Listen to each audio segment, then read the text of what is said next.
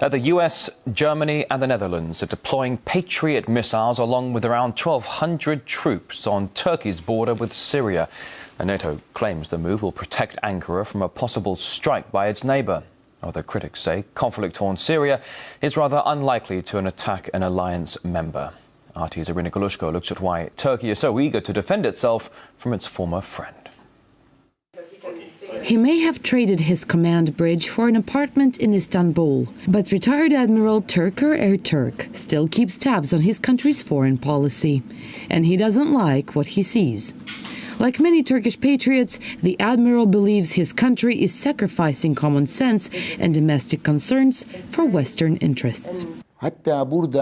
Turkey is looking at the Middle East through America's eyes, not for a purely Turkish perspective. For example, with Syria, Turkey claims it wants to see democracy in Syria. But look whom it's working with: Saudi Arabia, Qatar, and their democratic credit is wanting.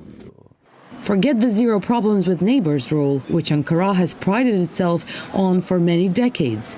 Critics now see Turkey as dancing to one nation's tune.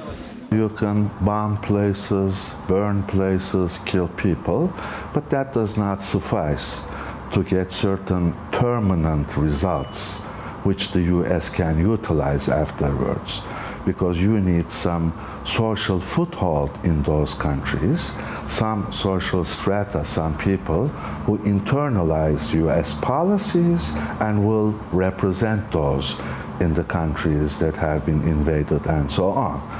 This is where Turkey comes in. Geographically and culturally, it's a great base camp for the likes of the US and NATO to take a foothold in their anti-Assad ambitions. It was just 2 years ago that Turkey was calling Bashar al-Assad a brother and voting against sanctions on Iran.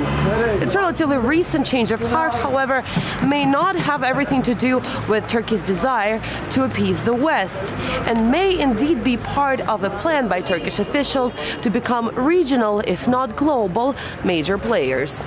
Erdogan has an Ottoman dreams, but it was some 100 years ago.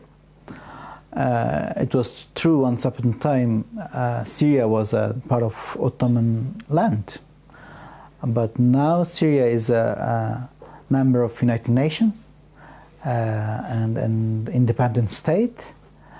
And Turkey hasn't got any rights on Syria to intervene. Yet, Turkish officials seem to skirt the issue of their internal problems and instead turn their attention elsewhere. Syria, the case in point. But the likes of retired Admiral Ertürk believe the Turkish ship is a cursed one, should its present commanders continue on their current course. Irina Galushko, RT, Istanbul, Ankara.